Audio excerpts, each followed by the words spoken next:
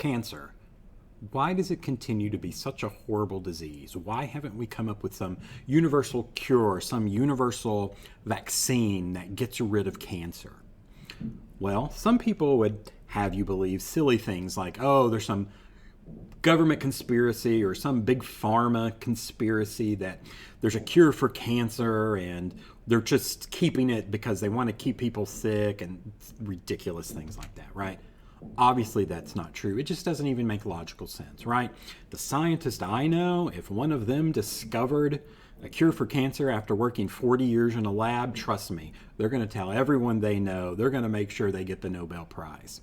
And cancer researchers are some of the most selfless people we know, and they too have friends, loved ones that die of cancer. So trust me, there's no conspiracy about keeping some cancer cure away from everyone, right?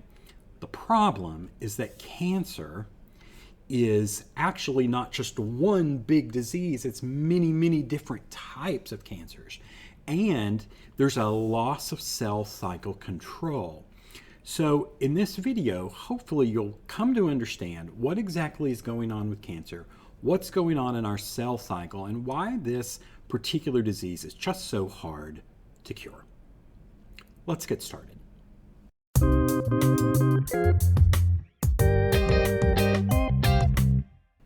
So before we can get into the specifics of cancer and the disease, we need to understand a little bit about the cell cycle and its control system. So in our last video, we talked a lot about the cell cycle. And we talked about there being G1, S phase, where DNA is synthesized, G2, more growth, and then we talked about the mitosis phases. Now, believe it or not, this just doesn't happen without control, right? It's just not some random act that goes on. This cell cycle is actually highly regulated and controlled by the body. And I want to talk about three major checkpoints, right? Think of these as sort of like red light, green light situation.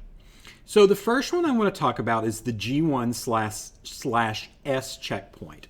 So in G1, remember, this is when the cell is growing. What we want to look at and see, does the cell at this point have a sufficient number of organelles and have the growth factors been activated? If that's true, if these are checked, right? Yep, the cell checks for that. If those specific requirements are met, it will pass, green light, go on to the next stage. If there's an ATP deficiency, meaning it doesn't have enough energy, right, enough ATP currency, energy currency, then it will fail and will not get to go to the next checkpoint. All right, so let's say it gets the green light, passes. Then we're going to move, DNA will be synthesized, and we'll move into G2. Now, what are we checking for in G2? Well, what just happened? Right? DNA synthesis just happened right there. So we're going to check. Has the genome, the DNA, been completely replicated? Check. Is there a pretty big cell volume? Check. If so, we get the green light to move ahead and go into mitosis. That's when the DNA is going to divide. The chromosomes will divide. If there's any DNA damage, right, this didn't synthesize correctly, we're going to fail. Red light. Okay? Then, mitosis happens.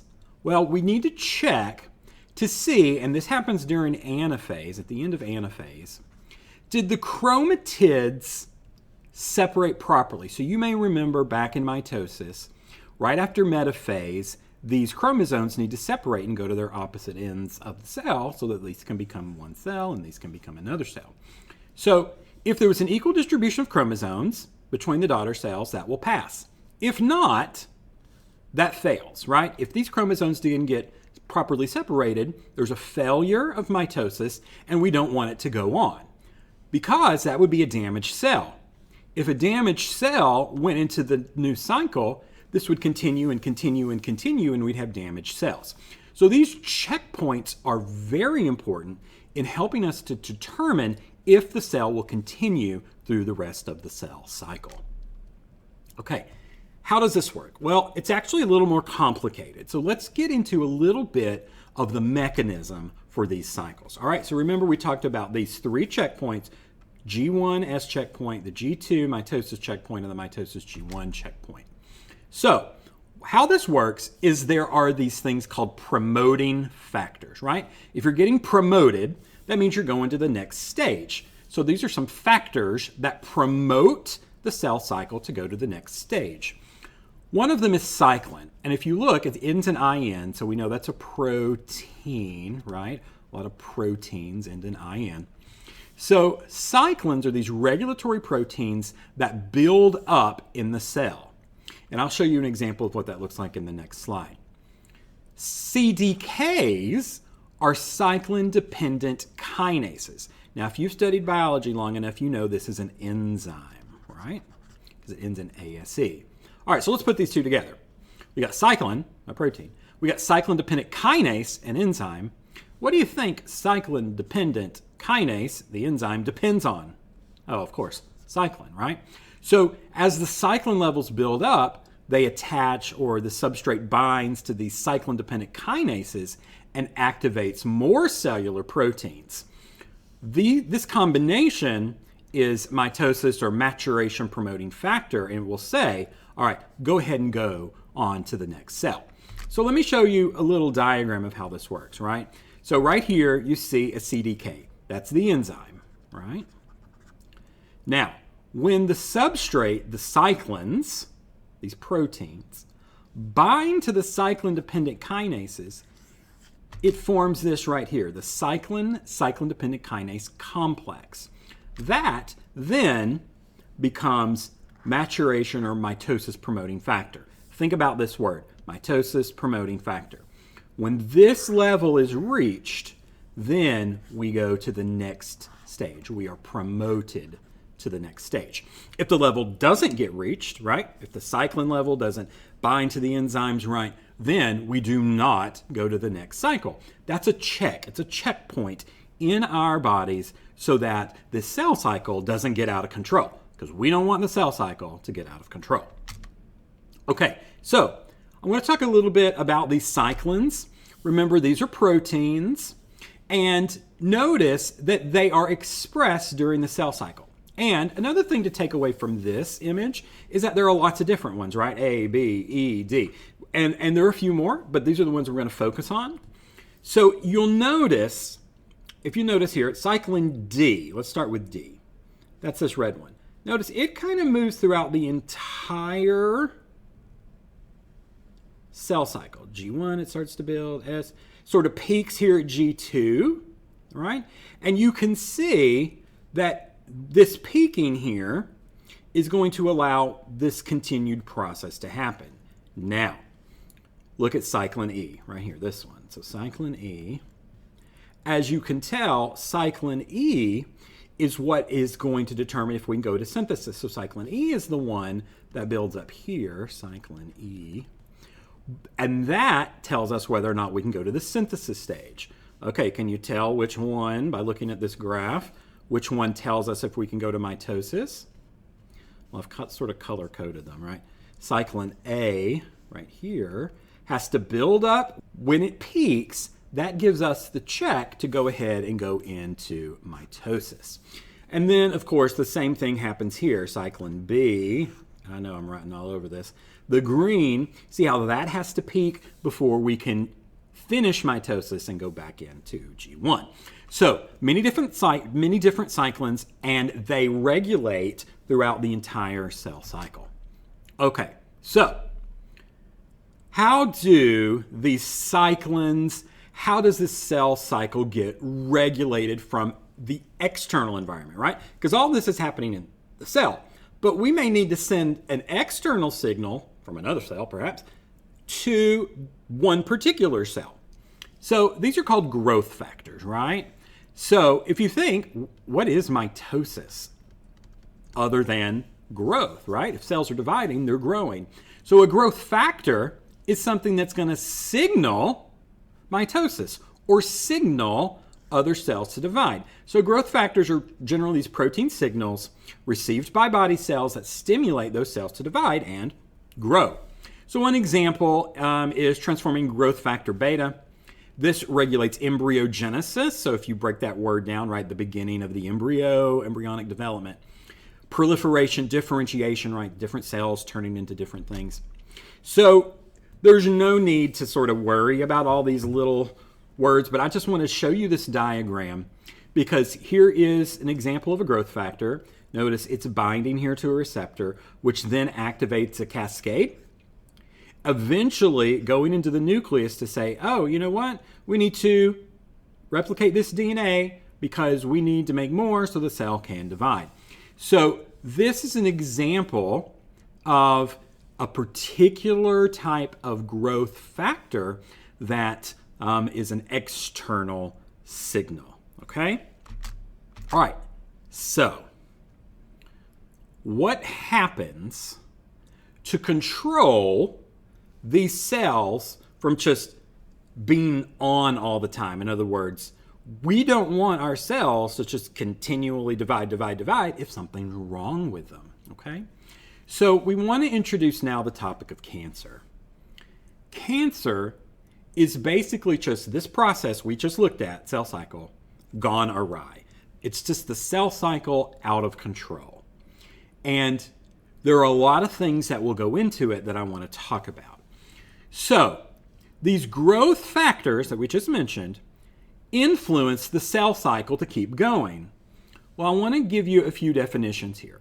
Proto-oncogene. Let's break this down. Proto, you think of like a prototype, the first example.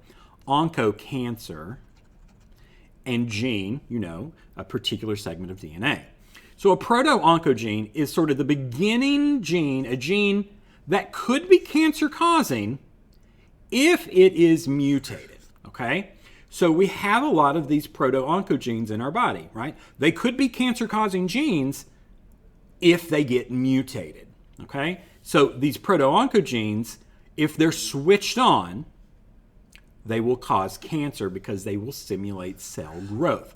Because what do we say? These growth factors will stimulate cell growth. So if we have a lot of factors that are mutated and are constantly on, our cells will be constantly growing.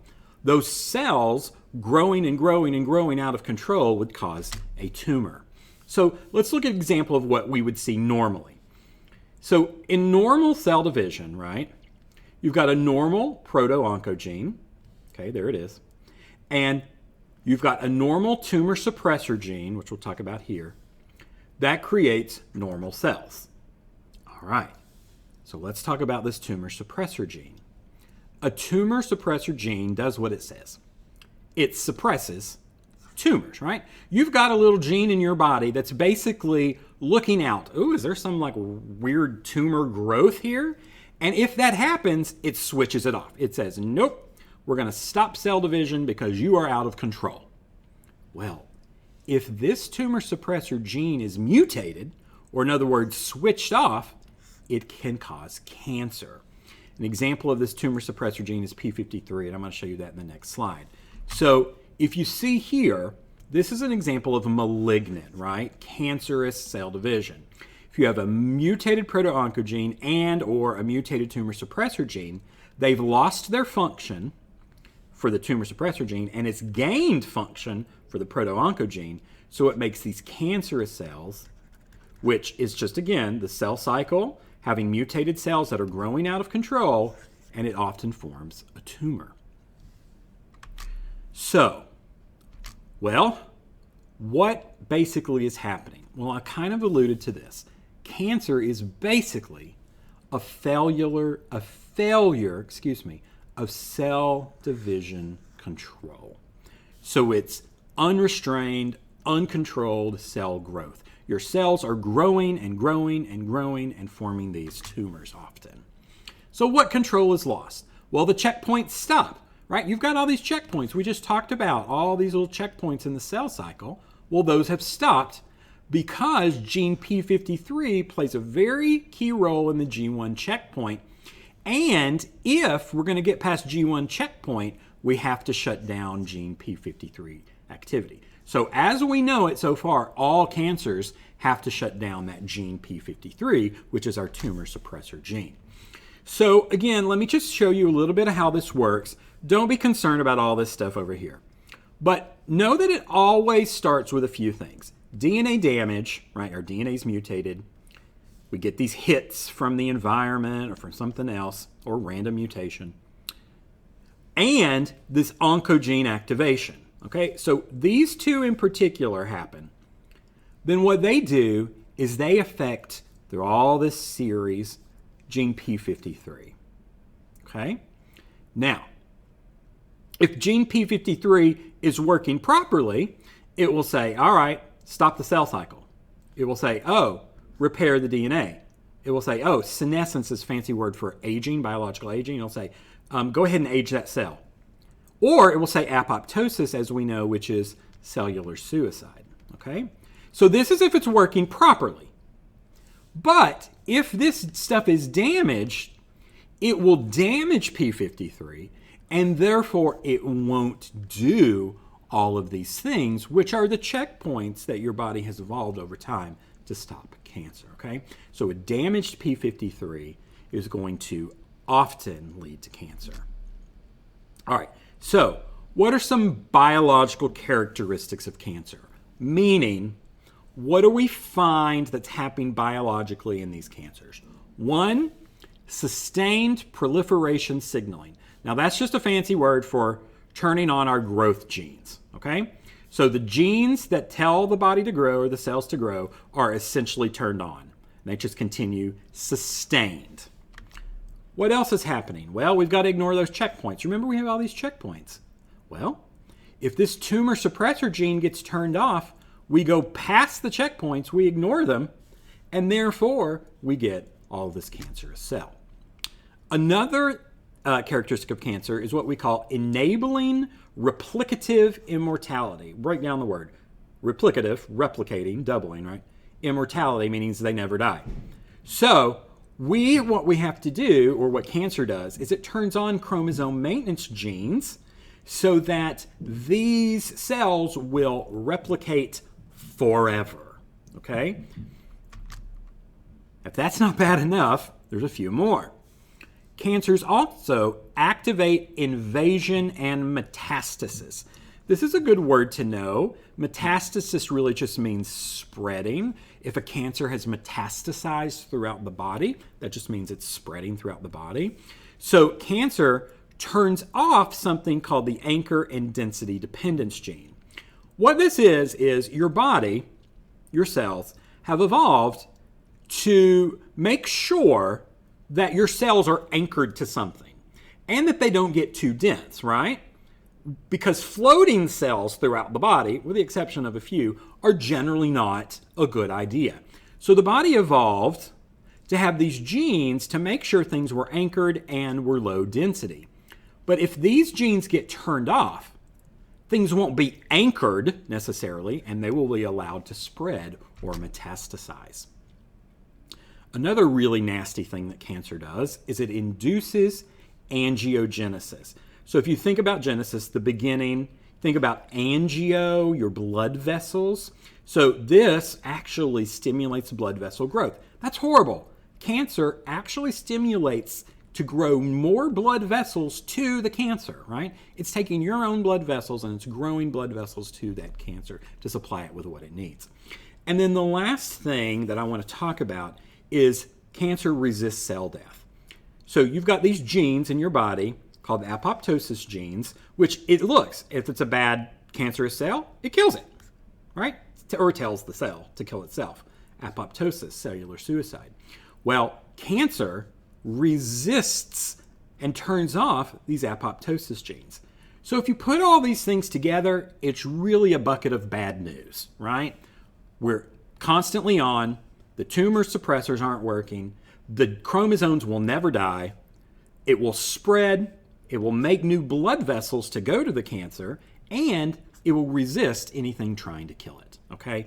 That is why, many of these reasons is why cancer is so hard to cure, right? So instead of going on about these specific, right, these ideas, these conspiracy theories, maybe what we need is a better understanding of this so that people can understand why this is such a difficult disease. All right, so is everyone doomed? Well, Not necessarily, because think of all those things that had to happen, right? We just looked at all of those hits in your cells that had to happen really for cancer to take place. Well, what causes those? Well, we now know that these mutations can be triggered by several things, right? You all know UV radiation shouldn't go out in the sun. Exposure to certain chemicals, right? It seems like every time we turn on the news, there's some new chemical that's causing cancer. Radiation, we know for sure causes cancer. That's why your people in the hospital that work in radiation often wear those vests. Viruses. We actually know that some viruses cause cancer as well. HPV virus, human papillomavirus, we know is linked to cervical cancer in women. Cigarette smoke, of course, we know causes lung cancer, and pollution causes lung cancer. And then age and genetics, too. The older we are, right, the more chances, because our body keeps replicating these cells and DNA, the more chances we have for mutation. So age can actually increase our chance of developing cancer as well. And then we know that some people have particular genetic mutations that are passed down that would increase their risk of cancer again. So this diagram I like because it just kind of shows everything together, what we've been talking about. So let's say you've got a normal cell, and then you do a lot of like cigarette smoking or vaping. What that's going to do is that is going to cause a mutation in the DNA. It's going to damage that DNA. Okay, so now we have an affected cell. Well, if all the checkpoints are working, and if all of those other things we just talked about, those characteristics are working, well, the cell will commit suicide and die. It's fine. However, if the growth promoting factors are out of control and the checkpoints are being messed up, those will proliferate. One cell becomes two cells become four. The tumor suppressor gene is mutated, and then we get cancer. We get a tumor, okay? So limit your exposure to these things, and that will help limit your chances of getting cancer. It's not a guarantee, but it definitely will help limit your chances of exposure. So we've talked about how nasty it is. What are some treatments? Is there anything we can do? Actually, we've made great strides in treatments for cancer, okay? Treatments for cancer generally target rapidly dividing cells. Because isn't that what we've talked about? That cancer is just rapidly dividing cells going out of control. So the treatments for cancer are going to target those. Generally, those include radiation to kill those cells and chemotherapy. That's just a lot of chemicals, often some heavy metals that are injected, these toxic drugs that kill things. And they kill these rapidly dividing cells. So let me just kind of break this down into a few types here to maybe let you understand a little better. Local versus systemic. So you might have like a little skin cancer, let's say, right? Still a big deal. You need to have that dealt with. But that might be surgically removed, okay? You also might locally put radiation in one certain area to kill that cancer. Now, if cancer is spread or if it's hard to get to, we might have to use a more systemic, whole body system form of treatment. And those are chemotherapies, chemical drugs, some hormone therapies, controlling hormones, which might increase cancer, and then some newer drugs, which actually target specific cancers by doing some work with some antibodies. So treatments have gotten much better. I personally think these targeted therapies are where we're going, as well as maybe some hormone therapies in particular types of cancers. This is maybe where the research needs to go, and when we start looking at people's genetic predisposition, we look at their genes, then we can target some therapies. To me, this is where we're going in the field of oncology. I'm certainly not an expert, but I see more and more of this stuff popping up, okay? So the treatments are better than we used to have, still not perfect. All right, so hopefully this video helps you understand a little bit more about the cell cycle, cancer, and the things that cause and then can also treat those cancers.